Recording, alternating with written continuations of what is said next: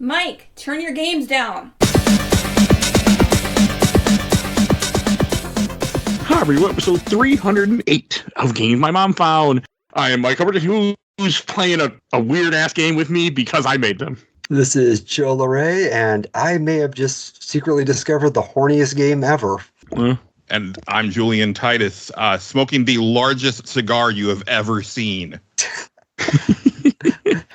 And thank you guys for joining me, because this has been one of those games that I always thought about playing, but I never knew I could find people who'd actually want to play it and talk about it. So we're here to talk about GodHand, that developed by Clover Studios, published by Capcom, and came out in 2006. Oh, long time ago. Yeah. The year I graduated from high school. So I was like starting off their memories. I never played this game before. I heard people talk about it over the years a lot, mostly praise. I had no idea what the hell I was getting myself into. I was just like, let's play a strange game. I hear a lot of people talk about this game. That's my history. Joseph. Yeah, I remember renting this game, and I vaguely remember liking it. Like I said, this is 18 years ago, so it's hard to remember. I mostly remember, like you said, Mike, people talking favorably about this game, but I also remember, like, critics absolutely hated this game when it came out. I think, like, IGN has a notorious review out there, giving it a 3 out of 10 or something like that. Yeah, that's a famous review they did, because they were the lowest one out there. Yeah. This game does not deserve a 3. Oh, I don't know about that. Julian, what's your history with this game? I don't really remember. Like, I remember the name of it, and I remember when it came out, and I didn't pick it up because 2006, I would have been onto my 360 by then. And Same. So I was, at that point, the PS2 games I was buying were, like, special. So it was like, Shadow of the Colossus, God of War 2, Final Fantasy 12, and I was done. Like, basically, I was pretty much out and moved on to the next generation or the current generation at that point. This also came out after my retail days. So I think what happened, there was this like very short period of time where I was thinking about getting into game development, and I started picking up games as I started picking up B games, like games that were, that didn't really sell very well, but had interesting ideas as like research. And GodHand must have been one of those that I picked up used at a store for, I'm sure it would have been like $20 or less at the time, because who cares? It probably would have been about like, 2007, 2008, something like that. And I know that I put it in the PS2 to make sure that it worked okay. And my memory of it was that it was hard, but I couldn't remember anything else about it. I think I had a dim memory of like the controls being weird, and that was really all I remembered of it, other than the legacy, which is that it is a Clover Studios game who ended up becoming Platinum Games, and it's also a Shinji Mikami game, famously known for Resident Evil. But I'm just gonna say, I've said this on my podcast before, Clover / Platinum Studios / Tango Gameworks, a long-standing legacy of making interesting, well-regarded games that nobody buys. Sad. It is a legacy of failure, one after another, except for Nier. No, that is completely fair. I didn't realize Clover only made, 2 games before they shut down? Beautiful Joe and Okami. This and Okami. Oh, Beautiful Joe. They didn't make much, though. Okay, never mind. They made Beautiful Joe, 2, Red Hot Rumble, Double Trouble, Okami, then they shut down. Yeah. Okay. This seemed to be the final nail in the coffin. And I can see why. Yes. Me too. Well, so this game, for those that don't know, is essentially a beat 'em up, but it's a beat 'em up with tank controls and a very, very, very, very complex move system with over, I think, 1,000 different moves you can learn, or 100 something. Maybe it's 100 something. Yeah, 1,000 seems high, but it's definitely a lot. Yeah, I think it's over 100, but that's a lot of moves, considering like you have a combo of like 6, and then you have a couple, and then like 4 others you select. Like, I've said this before on the show, and this happens to me every time. I don't like a lot of options, because then I don't know what to do, and I usually don't pick the correct option. I did not in this game. Like, I was doing mini damage, it felt like, later in this game, where I know I did not have the right combos equipped and the right abilities equipped. I was not geared correctly, and I didn't bother to look up like what the game what guides recommended. I just played the game. Yeah. Save states. Yeah, same. And the game is not interested in helping you at all. The tutorial is one of the most bare bones tutorial I've ever seen in a game. And, so Mr. Physical Edition over here, I played the game on my PS2. I have a copy with the instruction manual. So I was like, after I fired it up for the first time and promptly died, I was like, huh. And then when I died the second time almost as fast, I was like, huh, let me peruse the instruction manual because clearly I'm missing something. No. The instruction manual is more interested in telling you how to play poker than it is how to play the actual there's like game. 3-4 pages on the casino in the instruction booklet. There's one page for the actual game mechanics. And this is a deep, dense-ass mechanical game. Like, it is complex. Like a fighting game, really, when you think about it, learning all the combos and stuff. Yeah. And the right joystick is all about dodging. If you press up, he dodges. If you press back, he backflips. Left and right will have him jump sideways. And the manual doesn't even tell you that. It just says that it's the evade stick, but it doesn't tell you that you can backflip and do that really cool juke thing. Oh my God. The reason I knew about it was because I found a YouTube video that told me how to play this game, and that's how I learned a little bit of what I did.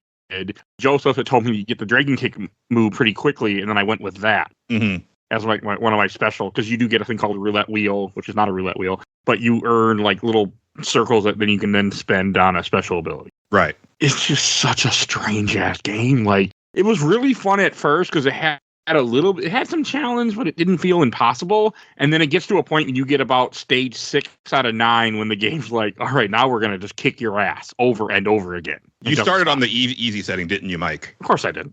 Okay, because I started on normal and it instantly felt impossible. Yeah, I died on like the first level. Yeah, like, I died like on, I think, the third guy. Yeah. I didn't die at first, but yeah. I start everything on easy. In this game, I know it's notorious for being hard, so I went immediately to easy. Yeah. And it's funny, this game on paper is so for me, because it's a beat 'em up, but it's an evolution of the beat 'em up, which I've been wanting ever since Streets of Rage 3. It's got zany, over-the-top anime hijinks. It's got really awesome, like, spectacle-type moves that, would make, like, Kazuma Kiryu jealous. Right. It's got just the cheesiest dialogue. It is a B-movie game. Mm-hmm. But so I don't like to talk in hyperbole. It's a thing that I really hate, especially when it comes to like recency bias and stuff like that. So let me be perfectly clear when I picked up the game for the first time for this playthrough and I touched the controls and it was instant revulsion. It felt so bad to play in my hands. Largely because the camera is shit. Because it's inexcusable for 2006. It really is. And I know, like, so I'm also a big defender of tank controls in like the older like Resident Evil games and stuff like that. That's because they had like fixed camera angles where it actually makes sense for those controls. Here, there's no reason to not have your character be able to move in full 360. There's no reason to not be able to control the camera. There's no reason to not have a fucking lock on. That is ridiculous. That you can't lock on and you can't change it. Like, I don't understand why a game like this doesn't have that simple, like, there's enough buttons. You can put it in there somehow. Yeah, I mean, the Bouncer that came out like 6 years before this had that feature in it. Yeah, I love that game. I really do love that game.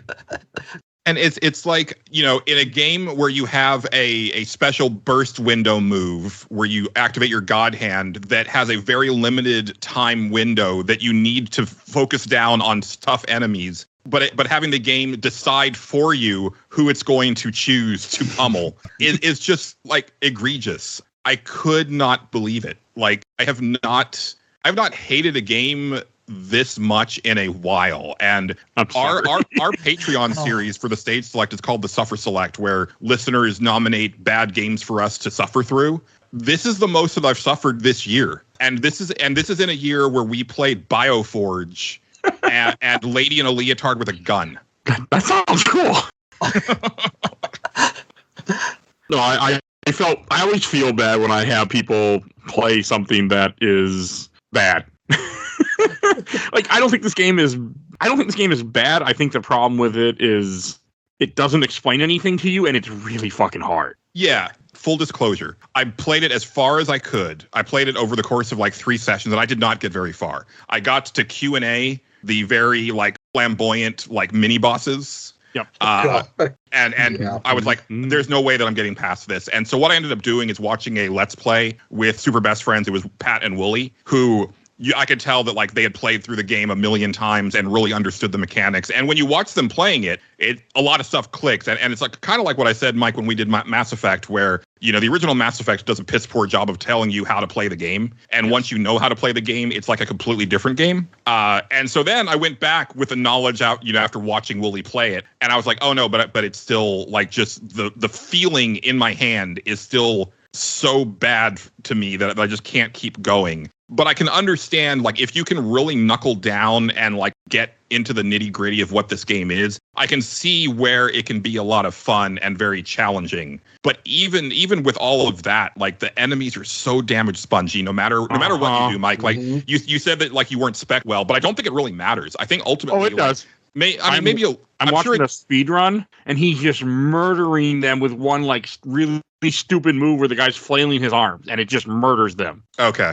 So there's stuff you can do, but, like, because, like, early in the game, they are very damage spongy, but I felt like, I get a few combos off. I would get them taken down after a while, and it didn't feel terrible. On easy, like, I didn't look up any, like, strategies of what combos to set up, what moves to use, other than Joseph telling me to use Dragon Kick on bosses. I had no other information, and I felt okay for most of the game on easy, where I didn't feel like it was too much. I mean, there'd be times where I'd have to do the old Final Fantasy 11 days, where I have to bait an enemy out to me and kill him one by one. That's what it reminded me of. I played a lot of 11, and I mean, and that was fine. I would just bait him out, and if his buddies came, I'd run over the other side of the arena, and then like play a game like that. And it was doable, and I also had save states. I use save states constantly, so this game didn't feel as bad as it would feel for someone playing this legit, because I didn't get hit if I didn't want to get hit. We just redid that scene. But sure. And usually it's like, okay, we redo it one or twice, like, you know, I made a mistake, like I was just being dumb. But like when I got to the end game, I would literally have to redo a scene 10 times with save states to hit the boss, do mini damage, and then run away without getting hit, then save state and continue that. Yeah. God, it crashed my emulator a couple times. I did it so many times. I just could not get it off, and some of these things were just so difficult. So you would have hated this game if you would have got farther. Oh, so, yeah. It's bad. I was watching Wooly, and like the further you get in, like because it's interesting because it is a beat 'em up, but unlike a lot of beat 'em ups that came before it, like the enemies have no qualms about backstabbing or actually like getting in, because, you know, if you play like Final Fight or Streets of Rage, most of the time, like the enemies kind of like hold back while you're fighting like one guy. Yeah. And that's not the case in GodHand. And also the camera is very zoomed in on your character. Yep. And they know that. So like the enemies are coming in your blind spots all the time, like by design. And it's just like the epitome of frustrating. And it doesn't have to be. I think that's the thing for me, is that like even watching through the whole Let's Play, I was like, it doesn't have to be this way, guys. Like it could be like so much smoother. And you know, it's not like I'm talking about like stuff that was implemented in video games after 2006, right? We're talking about stuff that was already in video games. Yeah.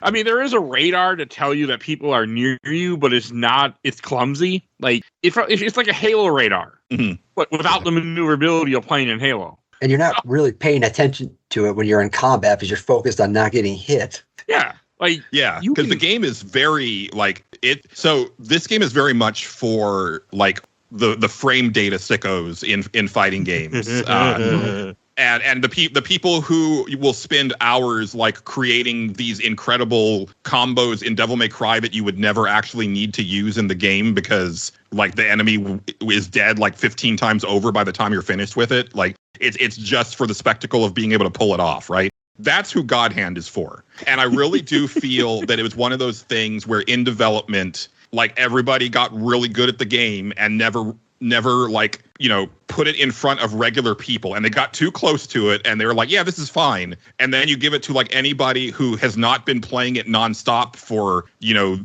18 months or however long the development time was. And they're like, what is this shit? Like, I don't know what I'm doing. And they're like, no, you just have to feel it. You just have to know, right? We know, like we can just feel it. Why can't you just feel it? I'm just playing it for the first time in my life. I don't know what to tell you. I don't know what the controls are. I mean, that's true. Also, this game had it was in a rush to get it done. It had no budget because Capcom was upset with how much they were spending on Okami, that they just wanted to get this out the door, make some money to help pay for Okami. And this game, guess what, didn't make a whole lot of money. So I don't think Okami made the money they wanted it to make either. Oh, none of them did. They're still releasing Okami to get money back from that. Yeah. Beautiful Joe somehow, warranted a sequel and a spin-off, but even that game didn't do gangbusters. I think it was more of them taking a chance on it because it did well enough that they're we can do it. We can greenlight a sequel, even though the first one just kind of barely squeaked by. And even you look at the box art, right? And it's it has none of the personality of the game, right? You immediately flip the box over and you see the character art, and it's why didn't you put that on the front? That's way cooler looking. It was supposed to be the hand going through his mouth and out the other end of his head, but there's no way they would have marketing said no. Marketing's you're not doing that. Yeah. So that's why it has such a dumb cover too, because they wanted to do something else and they couldn't do it, so they just took the same image they had and just altered it a little bit to make it get through. Yeah. I mean, I like the character models in this. I like the goofy ass story. Yeah, me too. I like all that. I love where this game goes. How many games can I say I get to fight Dominatrix all the time? I don't get to say. God, this was I loved it. Personally, I was this is my type of game. This is fun. A friend of mine, I sent her a screenshot of this game. There's a woman you rescue. She's they wouldn't stop spanking me. She's but I liked it. And my friend, maybe I should like the game. It's hard as hell, but it's amusing. There are hilarious things to this game, but it literally took me watching multiple YouTube videos of them telling me how to play the game in order for me to play the game. Because like you guys said, the tutorial is it's not there. There's 2 things you walk on that give you a little bit of information, but it's not information that you really need. There's so much to this game. When you kill certain enemies, some will drop a demon that will spawn out of them. And oh god, I hated that so much. Same. But the game doesn't teach you how to handle everything that's coming at you. You need tutorials. I mean, after a while, I did figure out what moves to do. I figured out how the guard breaker works and how some of my kicks would work when it would come to moving enemies. I got the hang of a lot of things, but it was thanks to YouTube explaining to me how this game played. It is a very cool combat system because, as I learned from listening to Wooly, everything is cancelable, no matter what, right? So that's a big hallmark of the Dark Souls games is that you're committed, right? You can't cancel out of stuff in a Dark Souls game. You swing that sword and you're stuck until that animation plays out. Where in GodHand, you throw that punch, and no matter what frame of that punch you're in, you can cancel it into another move or an evade or whatever. And you can create your own combo string. And a big part of it is finding moves that flow naturally into each other. Yeah, and again, it's for frame data sickos, right?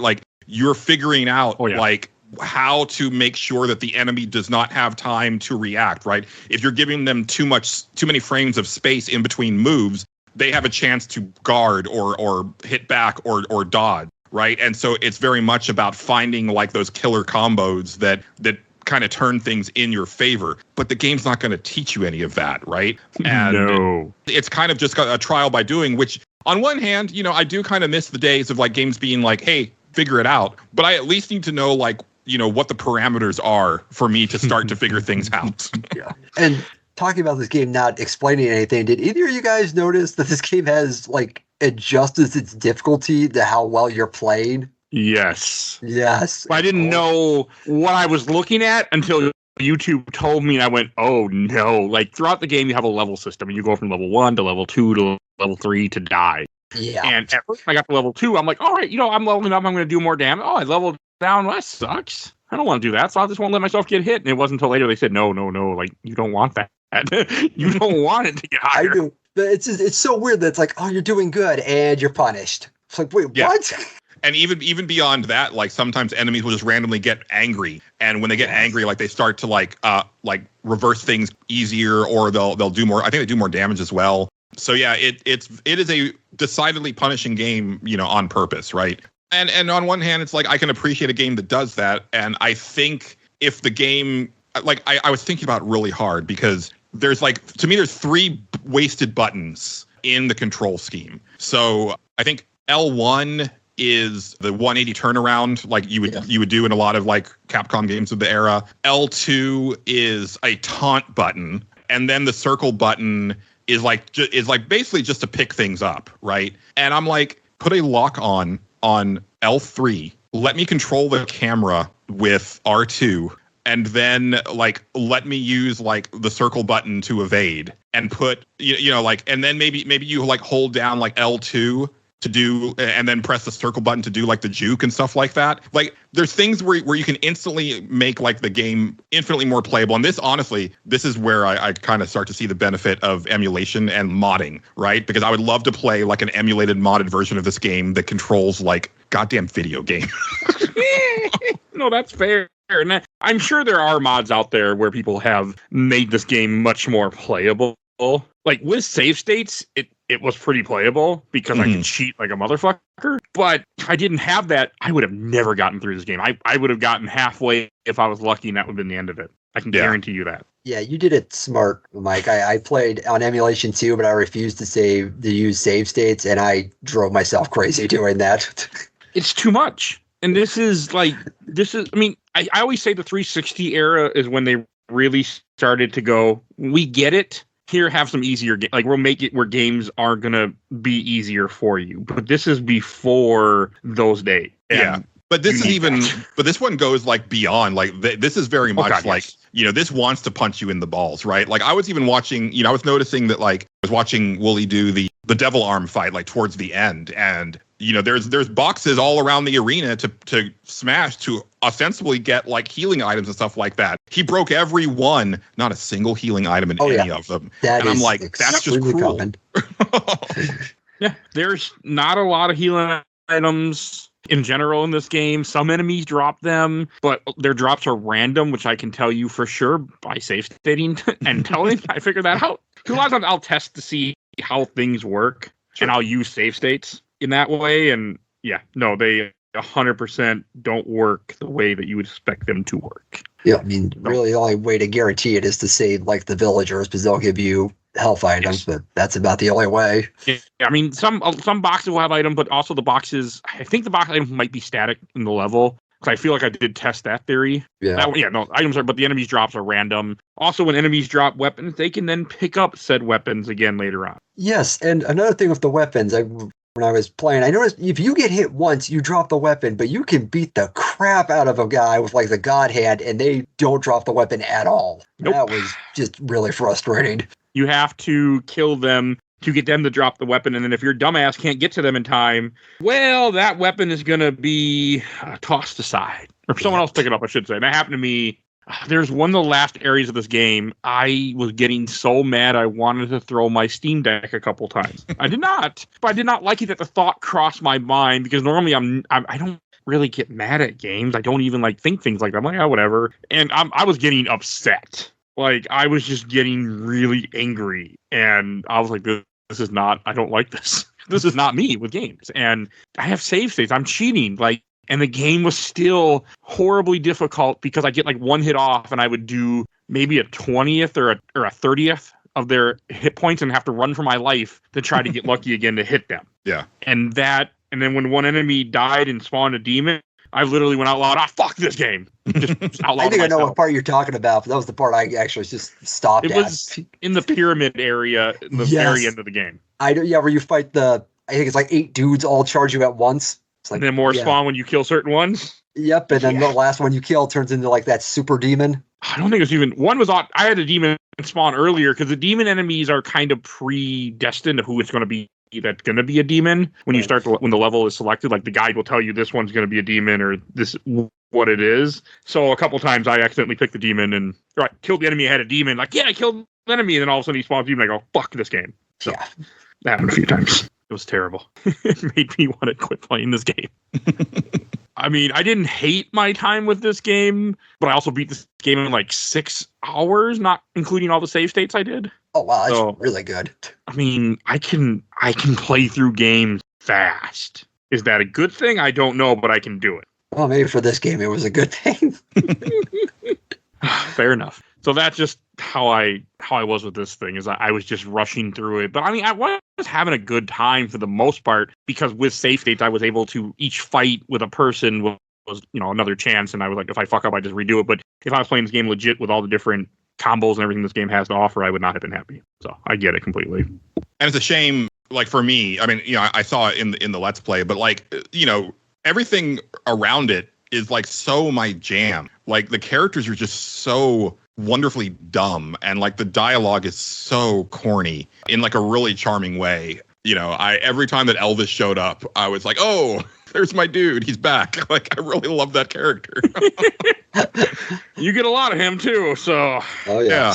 But no, that's fair. I mean, the game on the outside looks like it should be a really cool game, and it sucks that it has such negative aspects to it that you can't get away from. For sure. Because I think it's a good game if you could tone down difficulty a little bit and lock on enemies, and it would be a good game. Like, and it sucks that I just explained two different things that you need to make this game good.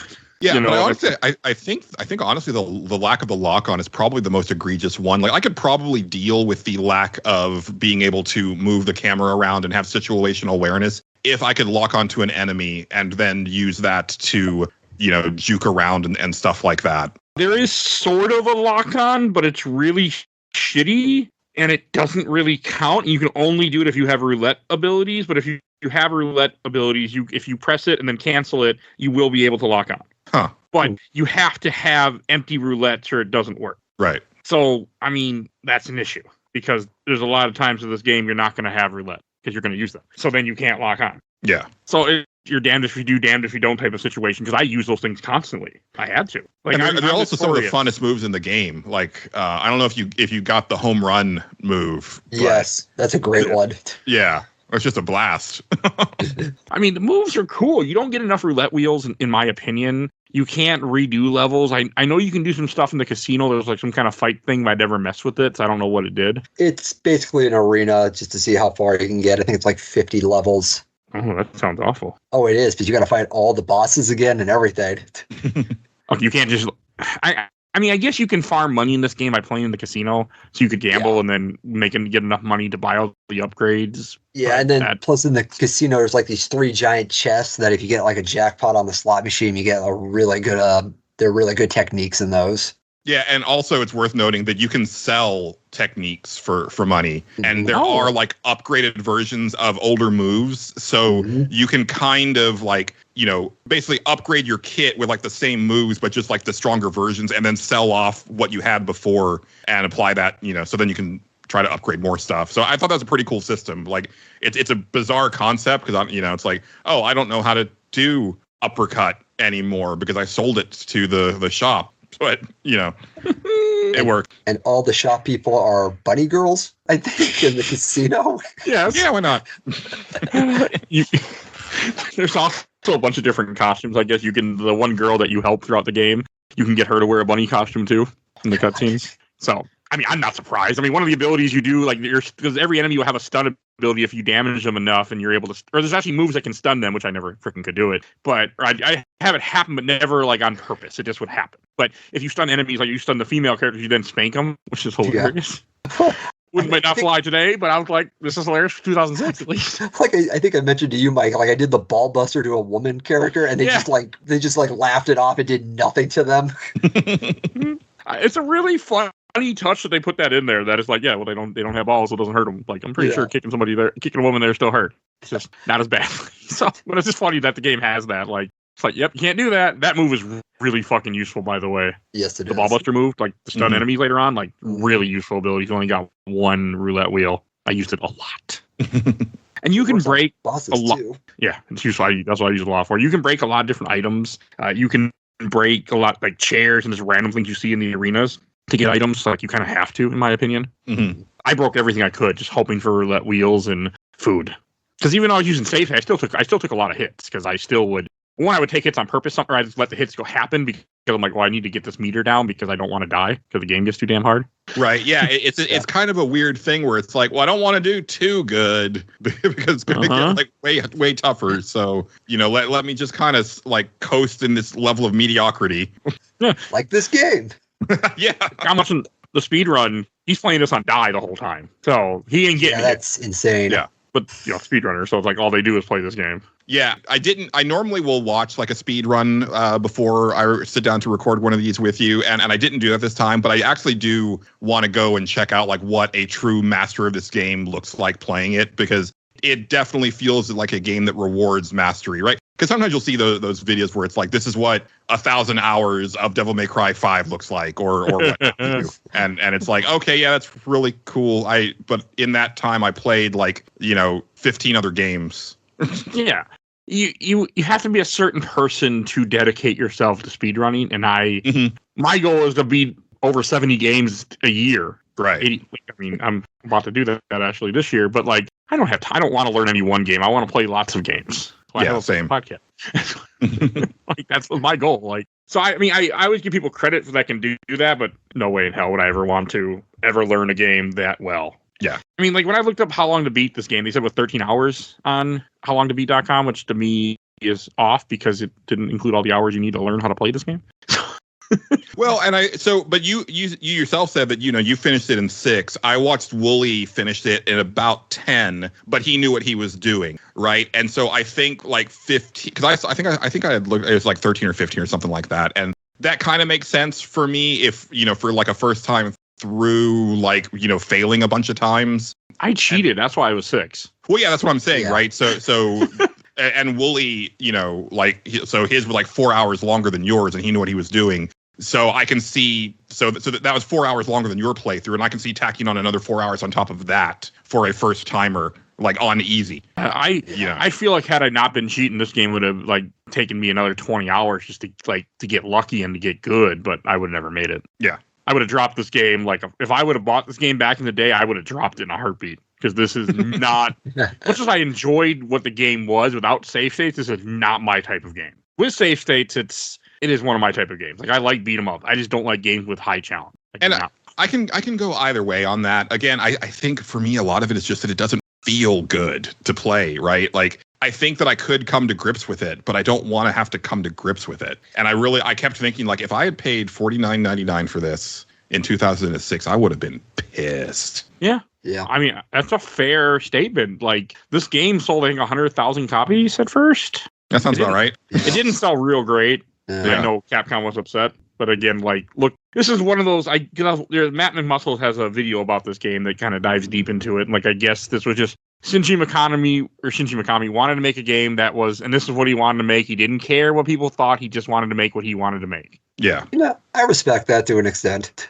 I mean, I get it, but also it's like, not your money. But all right. I mean, you got paid to do a job. Like, I get it, I mean, I think the game exists. And I think that's one of the big things, right? Is this was his follow-up to Resident Evil 4. Yeah. Which is considered to be one of the greatest games ever made. Like it's kind of it's a real head scratcher. And then I think his next game that he directs after GodHand is Vanquish, which is like just one of the most buttery, smooth, controlling games you will ever play. Yeah. So it's like it just stands out in this really weird way.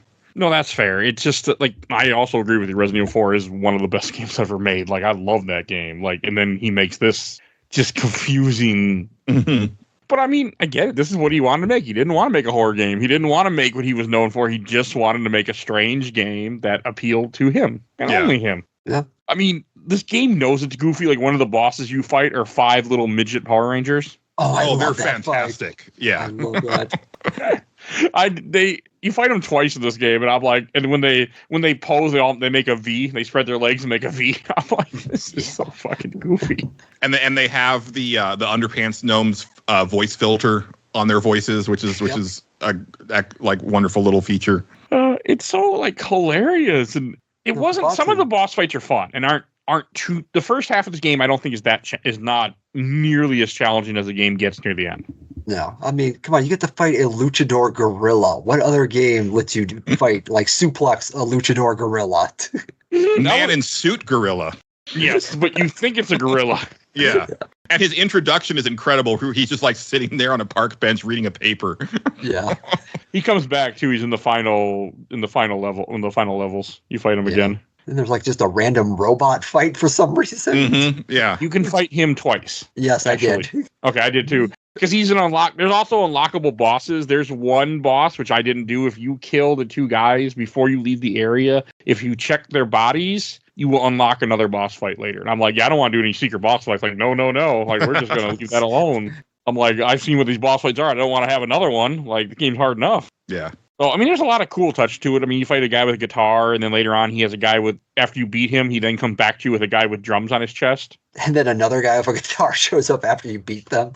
Like, there are some funny moments of this game, and I'm like, this is fun. Like, you end up fighting there's a trio that, the story is your arm got cut off when you went to go rescue the girl that you're working with. Her arm was going to get cut off, so then you went to save her. They cut off your arm instead, so then she gave you the GodHand, I guess. Yeah. Yes. I don't know how she had it or why she had it. That's never Her explained. family is the protector of the GodHand. Oh, I didn't really pay attention. I guess. It's only in the instruction booklet they mention that. Okay, that's why I don't know. So I'm like, I paid decent attention. I mean, there's also no subtitles, but that is 2006 in a nutshell. Yeah. Unfortunately, so I had to play this game with sound at all times so I could hear what the hell they were talking about. I mean, it's got a banger of a soundtrack. Like, that's one of the things that I was like instantly taken by. I was like, I am digging like every music track in this game. Oh, absolutely. And it's probably got the best ending song of all time. If you ever listen to the lyrics of it, it is hysterical. Yeah. I think I did. It's like, again, so much of it is just like so much my shit. But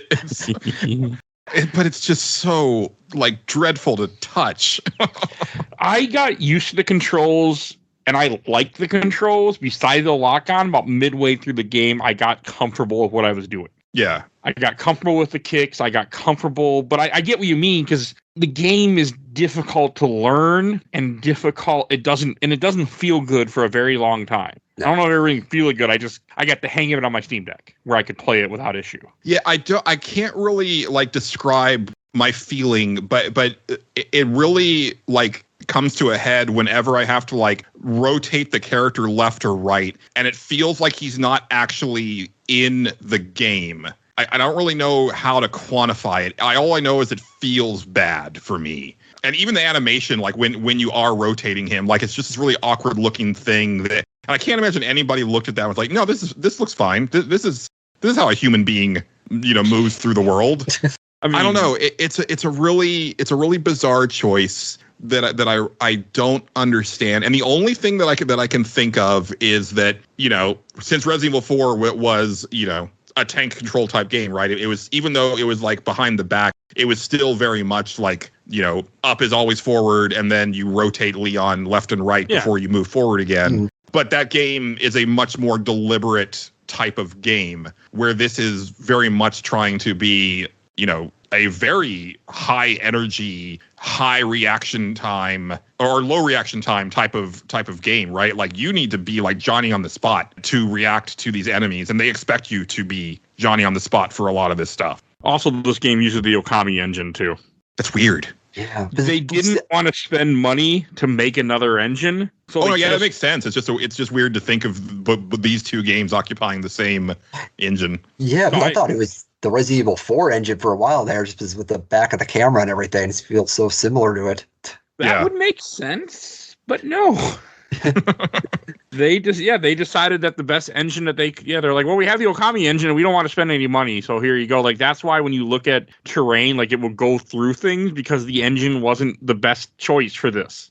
Okay, that's an actual. I wasn't sure if that was an emulation issue or that was actually. Nope, that's the game, because that was the cheapest way to make the game. Yeah, the levels themselves are very bland and fairly rote. But I will say that, like, character model wise and character design wise, like, it definitely feels like a PS2 era Capcom game, which is to say, it's fucking awesome, right? Like, I really love the way all the characters look. I think the actual like main characters, all the bosses and Gene himself are all like very cool characters that, I wouldn't mind seeing again. That you never will, right? Like, oh yeah, this is over. There's a million other Capcom characters that you would see resurface before anybody from this game. But they're still like, like really cool, like in line with the era characters and enemies. Yeah, you'll never see anything from this series ever again. Hey, the characters were in a cameo in one of the Marvel vs. Capcoms in someone's ending. I can't remember who. Oh, that's cool. Okay, that's as far as you're going to get.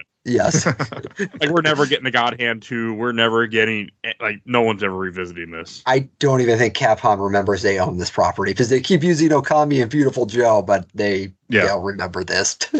Because it didn't sell. I mean, even though it's beloved by people, like, years later, it didn't sell. So you're not going to touch it. Yeah, and I would want Asura's Wrath to come back like 10 times before GodHand came back. Asura's Wrath is what, GodHand should have been. Yeah. Fair. I really want to play Asura's Wrath again. Unfortunately, that game isn't on, not really on it's not on Steam. No, it's backwards compatible on Xbox. Yeah. Okay. But I don't have a working Xbox. Oh, well, that's a problem. Yeah. Yes. My 360 I have a 360 and I have a broken Xbox One, but I play everything on Steam. But then again, my computer can emulate 360 probably just fine, so I could get around this. But I just wish that game, if that game would have been on Steam, I would have bought it and probably put it on the show by now because I really want to play Asura's Wrath again. Yeah. Yeah. And GodHand did make me want to play Asura's Wrath again. This game was I was in the mood for a high octane action game, even more so after this. Yeah, for sure. I will say on that bent, if anybody's listening to this and they really vibed with the vibe of GodHand, and like I said, it's very much my vibe. I just don't like the way it plays. There's a game coming out next year that's already getting a lot of buzz. It just was shown off for the first time called Showa American Story, which is like a Japanese-made action RPG set in an alternate history where Japan took over the United States, and it's a zombie apocalypse type thing, and it looks crazy as shit. Okay. But it also looks fucking incredible. It looks so fun. And it's very much in line with this game as far as just like the overall tone and just over-the-top zaniness. Okay, I guess this is also supposed to be a post-apocalyptic world, but the game never told me that. But maybe that's what Matt McMuscle said. That's what the game said. Yeah, because there's really no setup for the game. Like you get Gene's origin as far as how he got the GodHand, like a little ways into the game, but like his purpose and why he's there is like really not delved into. Like you're kind of just going along like fighting a bunch of dudes, and there's some like the 4 devas that are demons they want your GodHand and fight. Yeah, go do it. Olivia has like dirt on him or something is the implication, but it's never really clear what. Yeah. He rescued her. And she threatens to take off his hand. Like there's one part where you come in and she's taking a bath. She pulls an axe. Oh, yeah, she pulls out the axe. That's great. Yeah. Yeah. But I don't really know why he was helping her exactly. You find out she's like fiance to one of the second to last boss that you fight in the game. Oh, the devil hand guy. Yeah. Yeah. Like I don't understand what because I missed a cutscene because she midway or near the end of this game she gets captured. You have to go rescue her. But I skipped a very important cutscene. I'm like, I'll go back and watch it. I skipped it by accident. I hit the start button and this game's like, you want to skip the cutscene? No, I want to pause it because I'm trying to do other things. The game didn't understand that concept. Yeah, I think it's about 2 years too early for the ability to pause a cutscene. No, I get it. I wasn't upset with that. I was upset about the subtitles, not being able to pause cutscenes because I get it. Like that's just not this time. I did understand that. I did not like the demon boss fight because you fight two bosses that transform into demons, and I had a really, really hard time with, I think, Elvis, and he was a demon. Yes, Elvis was pissing me off quite a bit, too. So it wasn't just me. No, I was having issues because he's so big, and the camera was just not cooperating in that fight. Mm-hmm. I could never get a clear indication where he was or how close he was to me. Fair. That's, again, if you could move the camera, if you could lock onto an enemy, even if you could just lock onto an enemy and toggle it, like Julian said, just give me L3, R3, one of the buttons, and let me toggle when I hit the button. I'd have been fine. Like, that's what the game's missing. Simple, and I know a lot of action games have it. I'm pretty sure Devil May Cry has a lock-on button you can switch around. I haven't played it in a while, but I'm pretty sure. I don't remember, actually. Did he lock on automatically, I thought? I can't remember. I haven't played Devil May Cry in... I think Devil May Cry is kind of similar to Onimusha, where it kind of just auto-locks on to the nearest enemy, but it never was much of a problem there. I don't know. Yeah, I don't know. But here, I think also because it definitely, because it really feels like almost like another thing that they could do is if you were just taking on enemies one at a time, like if it was just a one-on-one type thing. Yeah. This would make everything else being the same, all the controls being the same, but you're just fighting one enemy at a time. I think I'd have a much better time with it because then I would be like, okay, no, it's more of almost like a punch out thing, but in a beat 'em up type setting. And I think I could wrap my head around that a little bit better. It'd be much easier and much more doable because, like, there were many times where I would just get my ass beat by somebody. Like, I'm fighting one guy, and if I didn't kill him fast enough, another guy would run up and start beating the shit out of me. Mhm. Like, and then you even on easy, you can't take that many hits. Yeah. Like, they can take out your entire health bar. And I had the extra long health bar from buying all the food. I bought the margaritas and the puppy pizzas. So I had health, and they could still just get rid of it like it was nothing. Talking about the lock-on real quick, which makes this even weirder. I just looked this up. Capcom released another 3D fighting game earlier in the year. It was a Final Fight game, and I'm looking at the controls to this, and it's very similar to GodHand's controls, but it has, R1 is a lock-on. So, like, they already had a game that had the same control scheme that they could have used for GodHand. Yeah, Final Fight Streetwise is one that I have not played that I've always wanted to play because it seems interesting to me. And give you an excuse next year. Yeah, it probably doesn't hold up that well, but I think I might have more fun with it than GodHand. It's supposed to be terrible. Like, the reason why this game got made is he played Final Fight Streetwise in an early build, and he's like, this is awful, and then he made GodHand. Oh, that's funny. But he played an early build of it from the sound of it. Yeah. I just remember the Final Fight Streetwise had just terrible escort missions, is what I remember mostly about that game. I love Final Fight 1, 2, and 3. I have never touched Streetwise because I've heard nothing but bad things about it, so I have never played it. But I thought about it. It's one of those games.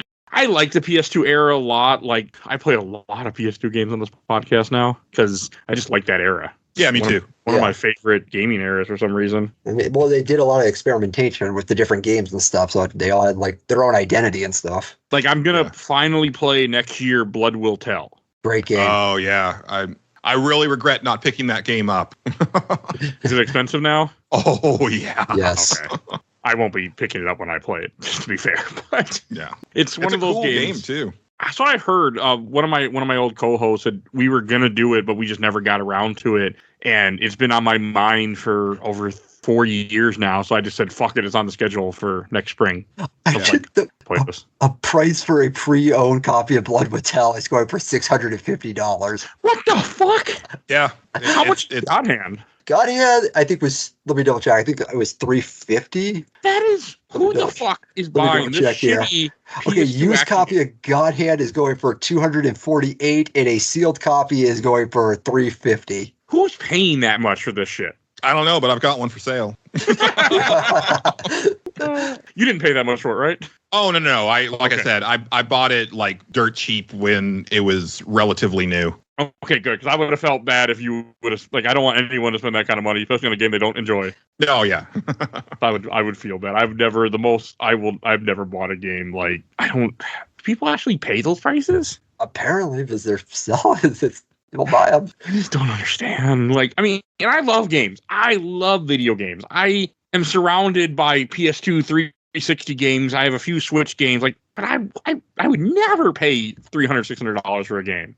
I think those games really end up selling to the people that are going for like completionist collections. And that's really, the long and short of it. I couldn't do that. That just seems same. too much for me. Like, one, too much money, and two, like, I mean, at one time I was like, I want to play all these games. So, like, I bought, like, for example, Rogue Galaxy, which is to the right of me. I just saw it. I bought that the day it came out. I'm like, this could be expensive someday. I want to play this. I have now bought it more than that. I own it on multiple systems, still never touched it. And once emulation became a thing, I'm like, fuck it. I'll buy a new game, but if I wait too long and never get to it and it doesn't exist, I'll just emulate it. Like, it doesn't matter. Yeah. That fear of missing out is long gone because you can't miss out. I mean, PS2, a lot of the PS2 games have just shot up in price. Like, I just saw one for Rule of Rose. That's going for $500 opened. Yeah, that's another one that I wish I had picked up because I always wanted to play that one. And yeah, that's never happening. I do want to play that. I did play Haunting Ground a couple years ago. Another one of those games that is super expensive, I think. Yeah. Not as bad as Rule of Rose. I can't believe this is $300. Oh, I can. I mean, 2006, right? Like, end of. Oh, wow. With the exception Hunting Ground, $500. Yeah. Oh, what is? Hunting Ground. Oh, yeah, because these late era PS2 games that didn't get like very long print runs, right? Like the games that I mentioned earlier in the podcast, obviously they did, right? Like Final Fantasy 12, God of War 2, Yeah. like those things sold 1 million copies or more. So like very easy to, get those for on the cheap, but And they got re-released. yeah, but a lot of these games, like they came out, they didn't sell, and they probably never got a second print run. It was like whatever they initially produced is what is out there. And A lot of these are Capcom games for some reason. yeah, I mean, like I've said before, like Capcom is one of my all-time. Capcom is my favorite developer of all time. The PS2 is my favorite console, and their output during the PS2 era was just like incredible. Like I really think the only time that they've come close to that is right now. Like Capcom is on a super hot streak. Oh yeah. But their PS2 like output was just incredible. Just throwing stuff at the wall, seeing what would stick, and like even the stuff that doesn't work, like even GodHand. Like I don't agree with the 3 out of 10 that IGN gave it, but I if I was reviewing this on the IGN score, I'm probably giving it like a 4.5. But even having said that, it's got really cool ideas, and there's like a really excellent game in here somewhere. You just got to really dig at it to get to it. You got to be the kind of guy who is just really into fighting games. Yeah. And like you hit it on the nose when you said like you have to be like, it's designed for people who are like watching frames and fighting games and that get that technical. Because this game has that system to be that technical. And I am not that guy, at all. I don't play any fighting games other than just play through the story and beat the campaign. Like, okay, cool. Like, that's all I want. Sure. I mean, this game also has a lot of mini games in it, too. Like, there's one where you have a cannon and you shoot pirate ships, like a weird... It's kind of fun. It has the car, destroy the car from Street Fighter. I never found that. Oh, really? I found that a couple times. Yeah, I never ran across it. And I did explore levels. I looked for every pot you could break. I never talked to the fairy, though. That was where you get the mini games. Oh, okay. I didn't know what she did, and it's not like she said challenge levels. I said, I don't want no fucking challenge levels. Fuck it. I didn't talk to her. Yeah, some of them are just like beat these amount of dudes in time, but then there are some like there's the car one. I think there's like another one where you're like on a platform in the middle of some water and you got to knock the people off a bit. Oh, that would have been fun. Yeah. Because I had a move that I could knock people off things if I got it to work. And when you're using save state, you can make it work, by the way, because you can just make sure you time it right and it'll work. Oh, God. It got so brutal, though, near the end of this game with save states. Like, my God, there was a part, like I was talking about earlier, that I must have saved and loaded over 50 to 100 times to get through this one room. I was like, I don't think I'm going to finish this game. And I was at the end because I was getting so frustrated. That's where I said I wanted to throw my Steam Deck. And I'm like, you're not going to throw the Steam Deck. Like, why is this so hard? Like, also didn't help when I finally killed the guy that had the stun baton. Someone else picked it up. That really did not help, by the way. I got really upset. I was like, I could have used that stun baton. And the one enemy I killed was a freaking demon with a trident that took me forever to get rid of because he just... Yeah. Oh, yeah. I never got the dodge down where you can press up and you can dodge like everything almost. I could never get that to work for me. It's probably a good thing, Mike, because that's the easiest way to make your level like skyrocket. Oh, yeah. Because if the game sees that you're just like, Dragon Ball Z dodging everything, they're like, okay, well, then we're just going to throw everything at you. I don't know if you get stronger when the meter goes up. Nope. You don't? No, just the enemies. Yep. My God, I was thinking at least it was one of those things where your meter goes up so you're stronger, but they're going to hit you harder type of thing. Nope. Oh, no. Nope, you're still weak. And by the time they get up to level 4, they're just one-shot killing you. This game is ridiculous. I get why people didn't like it. I will say, though, kudos to, like, at the end when you get, like, the second GodHand and it's just, like, full-on, like, power fantasy. Like, you're fighting, like, the regular, like, demon enemies and just, like, pulping them, like, almost instantly. And the last actual boss is just, like, he's just a punching bag for you. Like, because the true final boss was Devil Hand. That's the one that's the actual challenge. But the final boss is a lot like Fortinbras on Onimusha 1, where it's like, no, just hit the big thing with your coolest moves over and over and over until he dies. Have fun. Oh, he's not that easy, by the way. Oh, he wasn't for me. On the Let's Play, it looked like soup. Like Wooly didn't even sweat it. Okay, they might have known what they were doing. To me, it felt like when we played Onimusha 3, where it's like, oh, look, it's going to be super simple. and it wasn't. Yeah.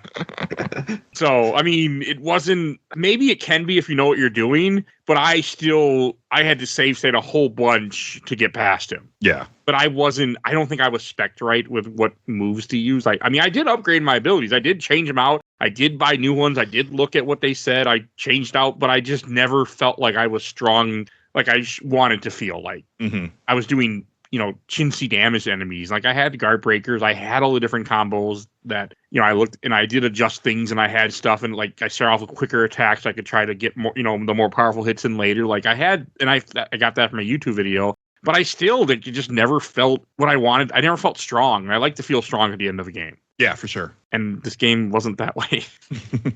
And that bothered me a lot. I mean, the guy I'm watching is on New Game Plus or something like that. So I don't know if he's like, this is playthrough 39. So I don't know if he's like way stronger because of that, or there's some in that things, or if he's kind of just, that's all. I've seen him buying moves, and I've seen him, and he has like a tiny health bar. So I don't know, but he is doing a lot more damage than I was doing. That's for sure. Yeah. A lot more. He's also has probably better combos than I did because I looked through the moves will say how much damage they do and stuff like that. And I did listen to the guide where it said like, have your guard breaker move be in a separate thing. Have your juggle move be over here. Like I did do stuff like that. So I didn't, but I still had a really hard time. Yeah. I think to my credit, I was pretty proud of myself that, after the first like game over, I was like, wait, let me get in here. And I kind of looked at my moves and I was like, all right, they're guarding a lot. So I'd actually put a guard break move into my combo, but I didn't realize that like there was already one set as like a, like a down and square type move. But I was at least like kind of understanding like, okay, no, like this, at this point in the combo, like this can, break a guard and blah, blah, blah. And so like, I think if I spent like longer with it, and if I, like if it was a thing where this was the only game that I had to play, I had spent $49.99 for it back in 2006, and this was a game that I had, like hitched my ride to, then I'd eventually like learn it. But there's other. I'm like on the final dungeon of Metaphor ReFantasio right now. So like. I mean, you're an adult with more money and limited time. Like you're exactly. not, it's a lot different versus like when, if you're a kid or something, or even if you're just don't buy a lot of games, this is the game you have, like this is the game you're going to play. And now it's like, I have hundreds of thousands of games to play. Like, but if I start something, I always try to make sure I finish it most of the time. There's only been 3 games on the show that have beaten, or technically 2 that I consider have beaten me down. Only ones that beaten me was Beautiful Joe, where I just could not pull it off. Soul Reaver 2 I couldn't play because it just wouldn't work. Oh yeah, that one like totally borked on you. Oh yeah, nothing. Emulator wouldn't work. Yeah. The PC version wouldn't work. I mean, it's getting remastered soon, so I'm going to play it then. And Blood Omen 2 froze in the final boss, but I was like, close enough. Yeah, you did it. Fuck that game too. But no, I mean, so I'm very much like, I do. I mean, if I have save states, I'm like, I don't want to give up if I have save states. I mean, also the real worst part is I can always put cheat codes in through the emulator. I can say there's ways you can create cheat codes and put them in a notepad and put them into the emulator. Huh. I've only done it once. It's not simple. It's a little bit, you're essentially doing a little bit of coding, but I've done it. I've done it for Star Wars Bounty Hunter, but that's it. And that's because I was playing that game wrong, where you're supposed to tap the button to fire, and I held it down, did not know you could tap it to fire faster. So that game's a lot easier when you play it the correct way. That was a really bad experience. I did not know I was doing it wrong. That's the only time I ever had to actually like put cheats into a PS2 game, because it's difficult. I don't remember a whole lot. I just remember pulling up Notepad, and I remember having to search a certain code in there, and then put my own and put codes in there, and then it would mess with the file, and it would make it work. Don't recommend it, but I did it once. That's fun. But yeah, anything else that I want to mention? I mean, the areas are fun. I mean, I enjoyed they're not that unique, but I enjoyed what the game had to offer and going through all the different zones. And I do like the map that when you go to different stages, it really reminded me of like Castlevania map in Castlevania 3. Mm-hmm.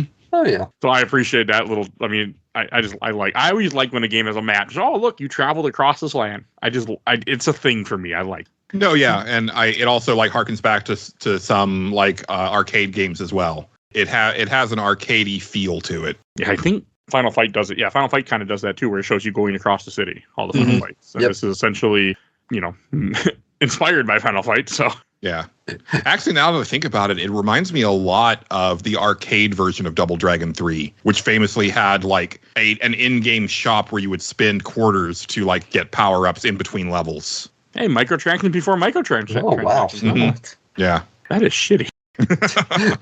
I mean, to be fair, it's an arcade game's already taking your money, so I mean, I guess it makes sense, sure, but Yeah. it's extra shitty. There's a samurai boss you fight, I think, 3 times in this game before you fight his master near the end of the game. He was Yeah, but they teleport out of a door.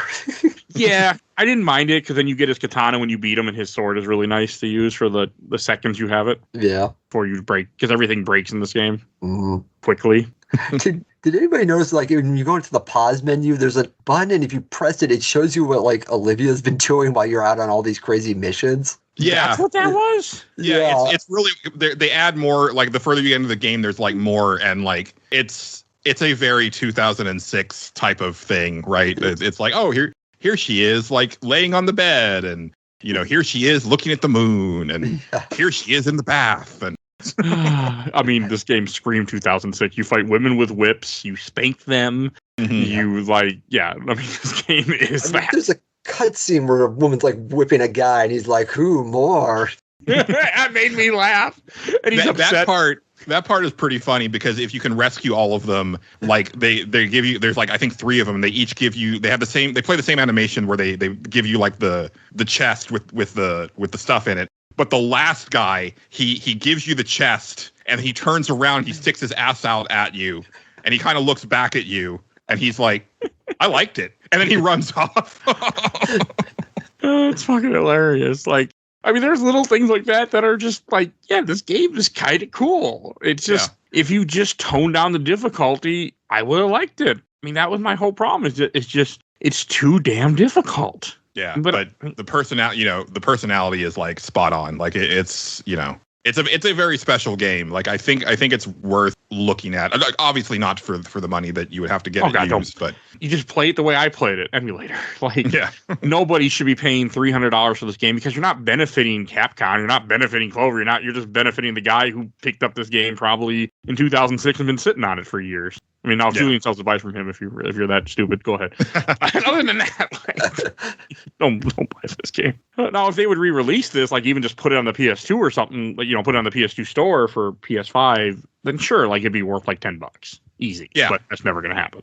I don't see a world where this game gets re-released in any shape or form. If Capcom's not going to re-release Dino Crisis or Onimusha, there's no way this is getting re-released. Well, Onimusha 2 and 3, me and Julian have talked about this before, I think is a rights issue. Yeah, with the actors. Yeah, but I could almost see this one coming back as part of like some sort of weird beat 'em up collection where they don't do anything to it. Like, it doesn't have any bells and whistles. They don't even add like trophies or anything to it. It's just like, here's like some other like beat 'em ups in this collection. Oh, here, and GodHand, go crazy. But that's about the only way that I could ever see it like getting any type of modern release. I don't even see that. They just dropped the Punisher beat 'em up, so I mean, anything's possible, I guess. Stranger things have been happening lately that I never thought I would see. Forgot that the Punisher collection, the Punisher game came out. What collection was that? That was the Marvel vs. Capcom. Oh, it's in there? Yeah, I just randomly threw it in there. Yeah, my physical copy is coming next week. I'm excited.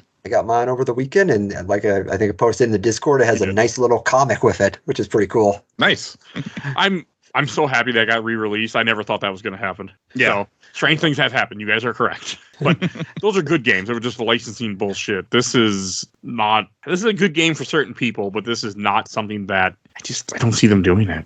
No. I think there's a good framework here for a game. So if Capcom wanted to do something similar, but not exactly like this, I'd be down for that. Mm-hmm. Yeah, because I mean, there's things to this game that were really fun. You just need to tune up how much damage you do and how much damage they take and turn that down, and the game will be fine. And there is a game that is more modern that takes a lot of cues from GodHand, as at least mechanically, and that would be Remember Me from Don't Nod, which has the same like build your own combo system to it. I have never played that for more than 10 minutes, and I own like 4 copies of it. Yeah. Should really play that. I forget that.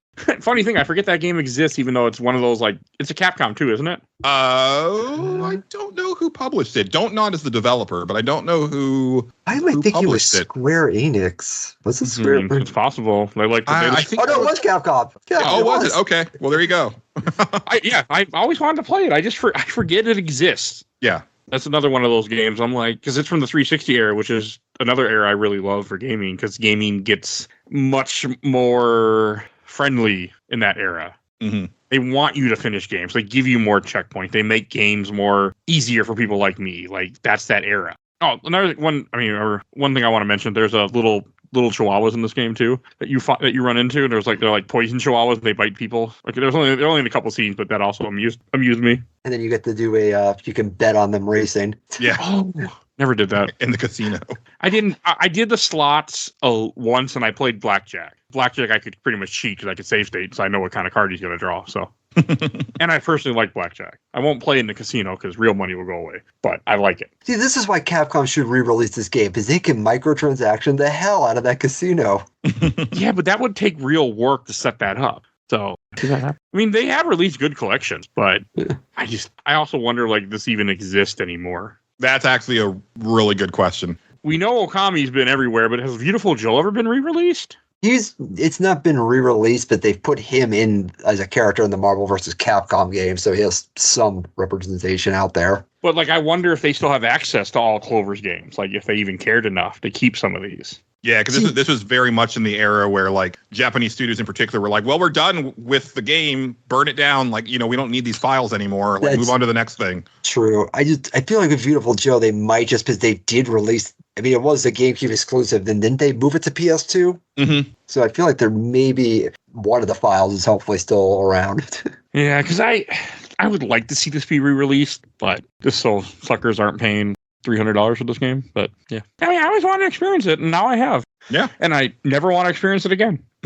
So, I mean, that's just the truth. I just don't want to ever again.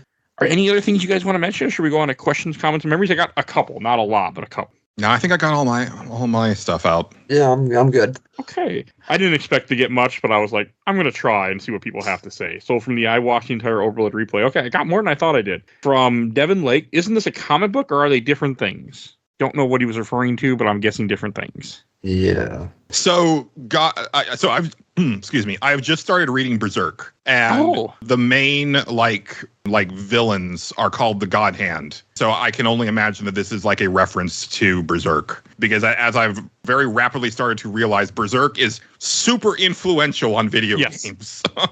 Oh yeah, Berserk's love. Mm-hmm. Yeah, in Japan. Like I've watched Berserk before, but it's been years. When I was in my old days of pirating anime and watching them with codecs, I had watched all of Berserk. I bring back memories, huh, Joe? Wow. I mean, it was like it would have been around the time this game came out, 2003, 2004. I had a giant binder full of anime on CDRs.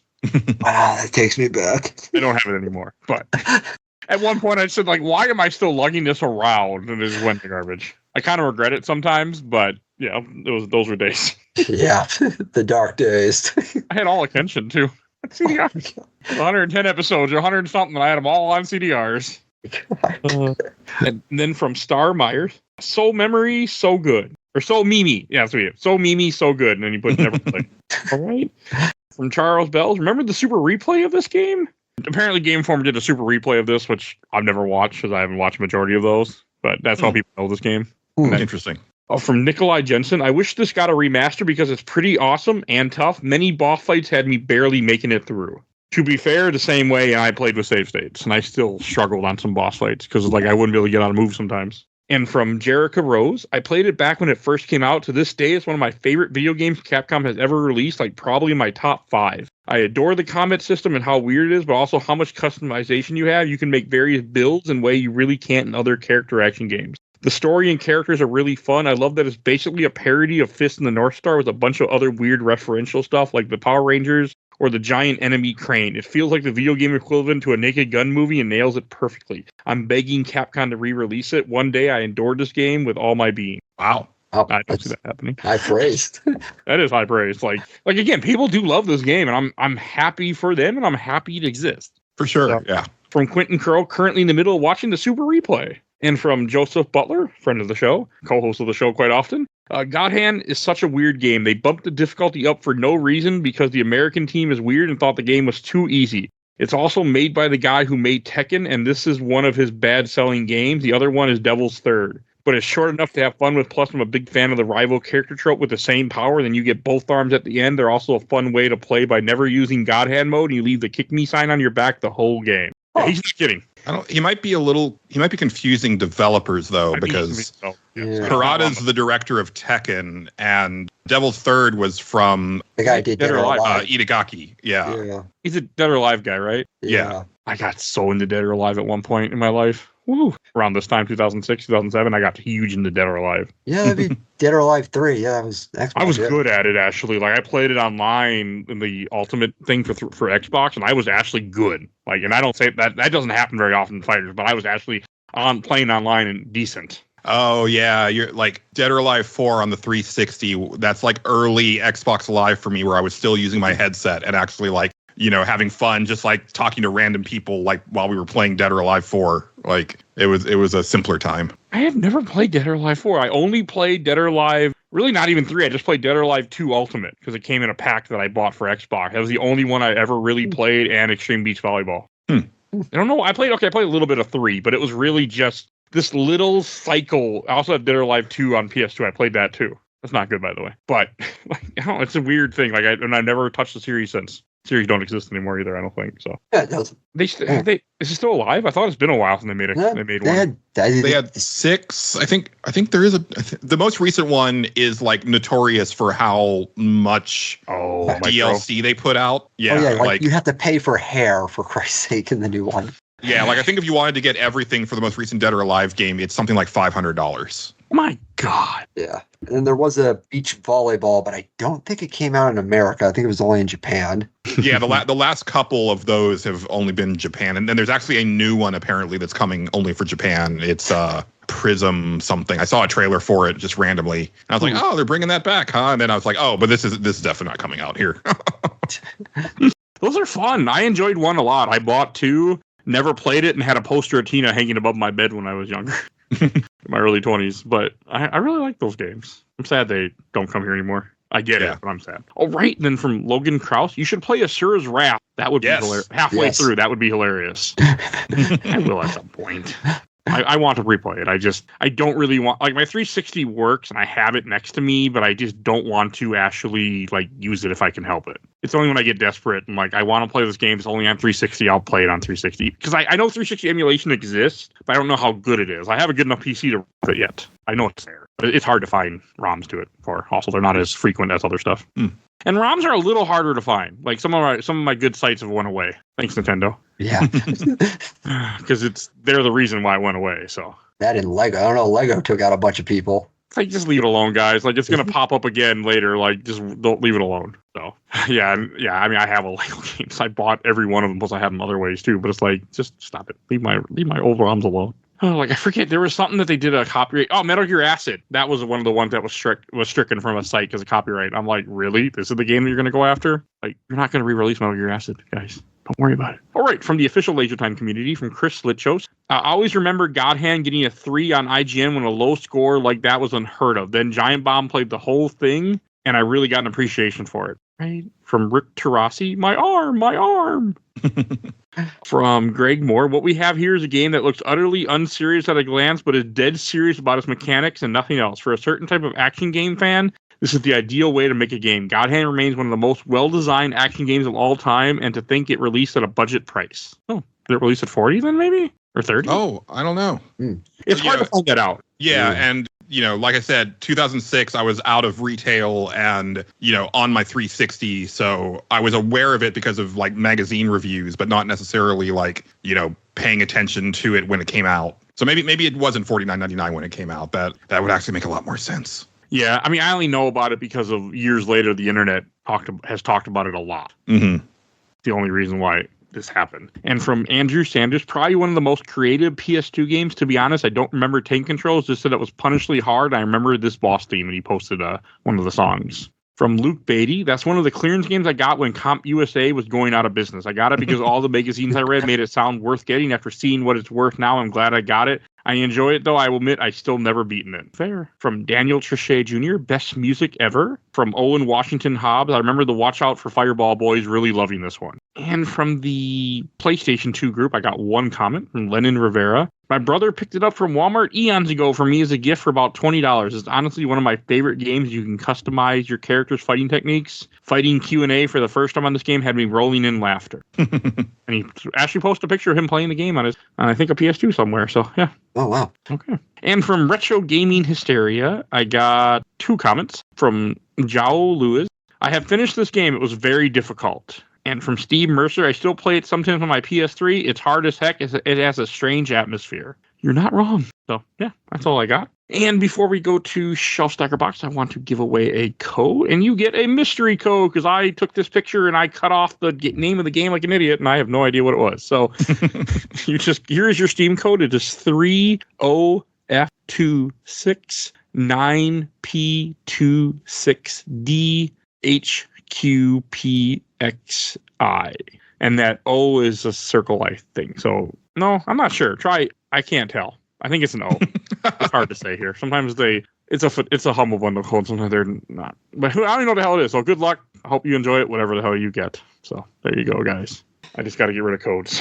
I buy too many bundles. All right, let's go to Shelf Stacker Box, and I'll get us started.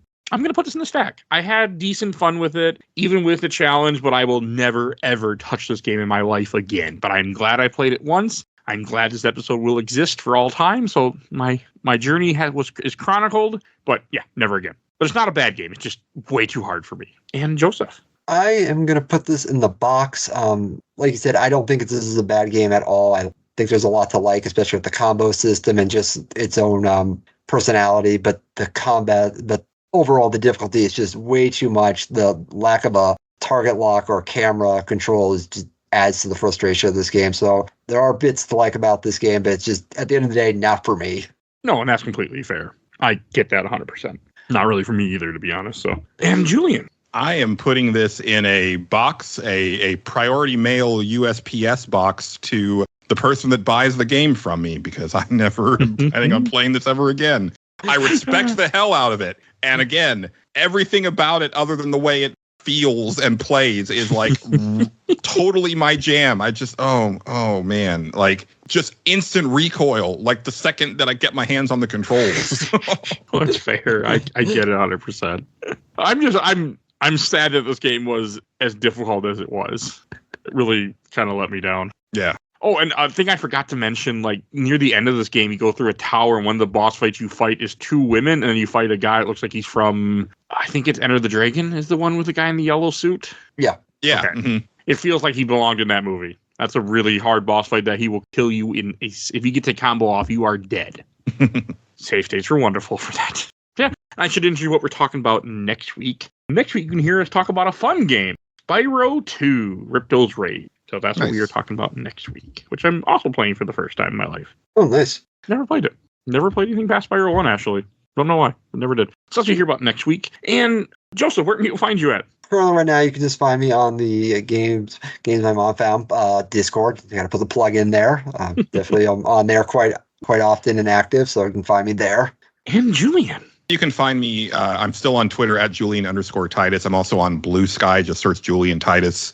And my link tree is in the bio on both of those to find my podcast, The Stage Select. We're currently in the works on our big Game of the Year specials, which will start airing at the beginning of January. And if you like shows like this that go, deep on a particular game or series, our most recent episode has special guest who's been on Games My Mom Found before, Mike Fallick. And we spend 3.5 hours talking about the Mass Effect series. That's a short time with him. I haven't talked to him in a long time. Cool guy. Yeah. Oh, absolutely. Yeah. It was a good talk. I finally uninstalled Twitter. I just couldn't take it anymore. I still have like a good feed. I curated my Twitter feed like very, very well, so I don't see a lot of the shit. But also, there, like, so many people have left that it's very much becoming a ghost town. So Blue Sky is where I spend a lot of my social media time. I mean, currently, curating Twitter is hard because I was getting constant posts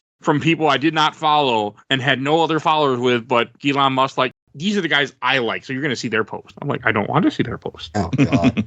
I'll just leave it at that. But, once some things happened earlier in November, I was like, nope, I'm done with Twitter now. And I just, the only person I was talking to anymore was you, Julian. So I'm like, I can talk to him on Discord, like, Twitter's done. I didn't deactivate my account because I just couldn't get myself to give away all those followers that I have, since it was the most I have in any of my socials for the podcast. But I was like, I'm not posting here anymore. I don't want to look at it anymore. It just goes away. Yeah.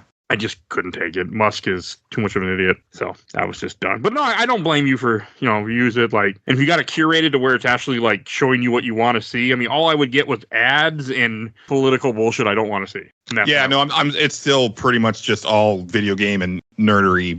Most of the people that I follow on there are also on Blue Sky. So I kind of get it doubled up now. So I'll probably barely be on there. I'm not going to be deactivating just because I've seen a lot of people be like, well, it's, I don't want to like give up the name for someone else to like snipe it and start posting shit, under my name. And also the podcast is on there as well. So I'm probably not going to, I don't have the energy in me to start a second Blue Sky for the stage select. So I get it. I run 4 different social medias, but I post the same thing on all of them. Yeah. But Twitter also wouldn't like take my post. I would say more than 50% of the time, it would just reject my post for no reason. So I think Elon Musk knew I talk a lot of shit about him on this podcast. So he's like, you don't get the post. Because he does care about that. I'm pretty sure he really cares about stuff like that. It's all he cares about. I mean, I don't think he actually heard or had any idea that I exist. But it was just so many times I would try to post something and it would hit the limit. There'd be no issue. It just wouldn't go through. And it would happen often enough. I'm like, there is something wrong here. And I don't like it, and I don't understand it. And I got to the point where I was just like, fuck this. So I just wouldn't even really post there anyway. They were almost always, they just wouldn't go through. They was never sent. It made no sense. So I just stopped using Twitter. I don't know if he didn't like it because I post him on Facebook and then copy paste, and he's like, oh, you can't be doing that. I mean, there was some kind of algorithm in their system that could tell you did that. I don't know, but that's what I would do, and it would reject it constantly. Weird. So I just gave up with Twitter. I just didn't like it anyway, so just moved on. So I wasn't really heartbroken when I finally decided to just be done with it. Yeah. Yeah, I couldn't. I didn't even think about the name part, but that makes perfect sense. I don't want anyone to snipe my name on Twitter. I don't think anyone's going to. I'm not that big, but it makes sense just to leave it. Mm-hmm. So, all right, I guess I should just wrap up with plugs. If you enjoyed this episode, we have over 700 other episodes of this podcast. We do movies, TVs, comics, all sorts of stuff. There will be another Game of the Year episode coming up. End of the year, we'll see. I haven't started recording yet for it, so we will see what happens, but it will be coming. So through those, if you enjoyed, we did one last year, we're doing one again this year. So definitely go check that out when it does finally get recorded and released. Want to support the show? We do have Patreon. For little as $1 a month, you can vote in our Patreon poll. We have 1 to 2 polls a month. Right now, it's just 1 a month because I'm trying to get caught up still on all the content I promised. So, but definitely check that out. I'm still releasing content constantly. And we have Discord, as Joseph mentioned earlier. Please join our Discord. If you want to suggest something for the show, that's where you can do it. Next year, I'm doing tons of suggestions of people, so a lot of stuff is going to get done. Also, if you want to be on the show, that's how you can do it. I'm always looking for guests for random episodes, and I ask in the Discord, so definitely go please join that. I want to give a shout out to my awesome intro and outro, courtesy of Helena at Hell Has Fury. Follow her on TikTok and Instagram. And check out A Gamer Looks at 40 with Bill Tucker. He's currently on hiatus till January, but if you tons of episodes to listen to, definitely go check him out. Great show. And please follow us on Facebook, Instagram, Reds, Blue Sky, TikTok, YouTube, audio only, but rate and review us wherever you get your podcast. I think that's everything I need to say, so we will see you guys all next time. Bye, everybody. Goodbye. Later.